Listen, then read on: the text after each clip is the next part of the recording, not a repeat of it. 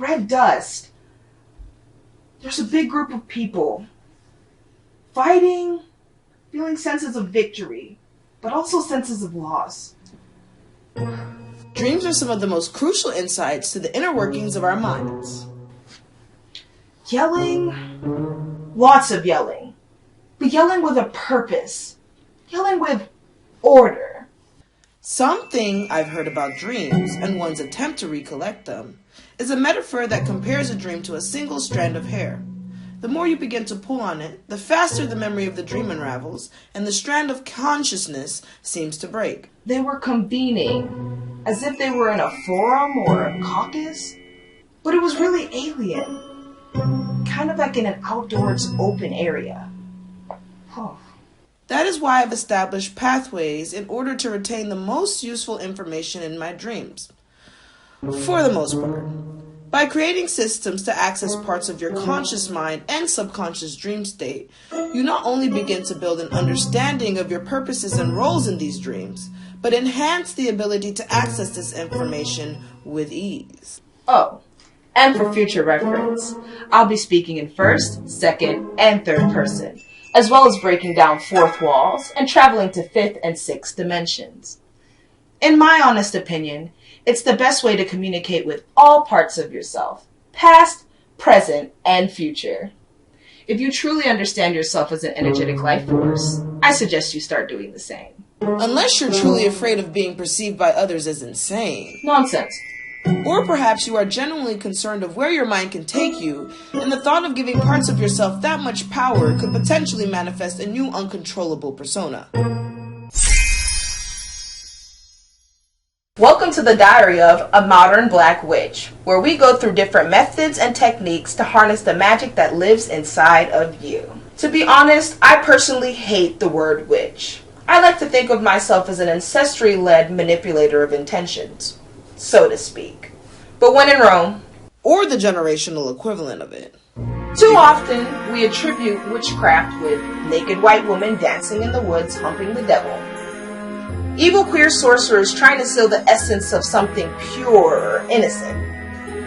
Or black and or brown tricksters and or witch doctors making deals with a usually white protagonist as if they were the devil themselves. Regardless, the aforementioned erroneous view of witchcraft ultimately ends in destruction by fire. Now that I think about it, the idea of witches melting or being resulted to death by fire is strongly rooted in the fact that witches are attributed to being of the devil, hell, and brimstone. As well as the fact that any time a witch is abolished, it is made visible by the public eye, especially if in the vessel of a woman or a person of color. I'm melting! Hey, let's save the rant-style musings for another entry. Regardless of what you think, feel, or have been fed about witchcraft, the most important part to any practice is you. Who, me? Yes, you. Couldn't be. Then, no, we're not going there. We're not playing this game with ourselves. But, yes, you. You are the conductor to your symphony, the pilot to your plane, the Picasso to your masterpiece. So it's crucial that you understand yourself in as many ways as possible. Especially subconsciously. Once you have an understanding of what certain symbols mean to you, the energy they bring, the feelings they trigger, and the parallels of how these specific instances replay in your own life, you can create systems to truly work your magic through. This is why I journal everything. It's given me the ability to access who I was in past life, who I can be in current lives, and who I am in different timelines. For instance, how could I possibly know that I'm the second captain on a small-sized ship? Because you just do. Exactly, because I just do. This and the fact that I have a vividly clear memory of seeing a planet in its full glory, and me as myself in this current body has no prior recollection or experience to recreate that image. But wait, you said you were second captain. How do you know you weren't a visitor or a passenger on an intergalactic cruise? Glad I mentioned that. I wasn't necessarily driving the boat per se, but I knew I was in charge. Power dynamics exist in all paradigms. In dreams, it's important to note your feelings in certain social situations. For instance, when you take the role of a child in a dream, you may experience feelings of being overlooked or being a bystander in situations that are deemed too adult. Oh, I see. Being able to harness emotions that come up when being placed in these situations allow you to place who you are and where you are in that dream. Yes, as well as understand others in your dream. Are they a friend, a foe, a family member, lovers? The more you start to train pathways in your mind, the easier it's able to access this information. I wonder what that dream was from before. I remember seeing a lot of red. Red dust. Mars. Mars has red dust. Sometimes I'm able to deduce energies of certain planets, and the energy of Mars is masculine, militant, passionate, and, well, red. Now, no one can say for sure what Mars actually looks like, but I'd like to present my personified version of it, which is masculine, militant, passionate, and, well, red. What does it all mean? Remember what I said was the most important part about witchcraft? Pop that coochie for the devil? Well, yes. But after that, it's you. Who, me? Us.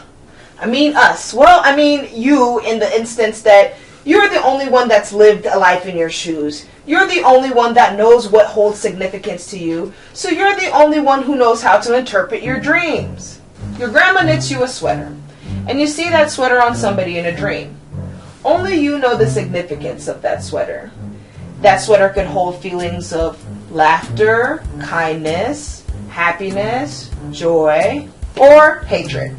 Hatred? Yeah, maybe your grandma was a nasty old bitch. This is Dream Interpretation 101, and you may be asking how this may all deal with magic. I mean, this is the diary of a modern black witch, and we know that you're here for the tea, the milk, and the sugar. The truth is, I've honestly been tapping more into my dreams and getting more out of them. I've always had vivid dreams, but recently I've been putting markers and setting down different, strongholds to keep up my stories and my roles in these dreams. One particular dream that I keep having, I'm in a family herbal shop and I'm a young boy learning under wiser women. In this dream, they make elixirs and potions and have all these different spells. And the conscious person of who I am now makes note to remember to take this information with me to my waking state. Yes, the dream for Mars. Well, for me, it represents my need for direct communication. We do have an Aries and Mercury. This grandiose display of communication represents my want and need to passionately and aggressively communicate to other people. Unfortunately, this is something that I repress for the sake of others. In that dream, I felt so free and heard, and though it was chaotic, at the end of the dream, the group leaves to collectively work on the problem that was at hand.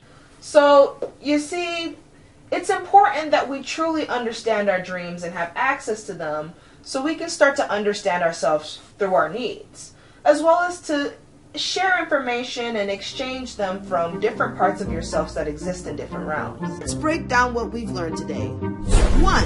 Different parts of ourselves exist in other places as other people. 2. Based on your dynamics, roles, and relationships, you can figure out who you are in these dimensions. 3.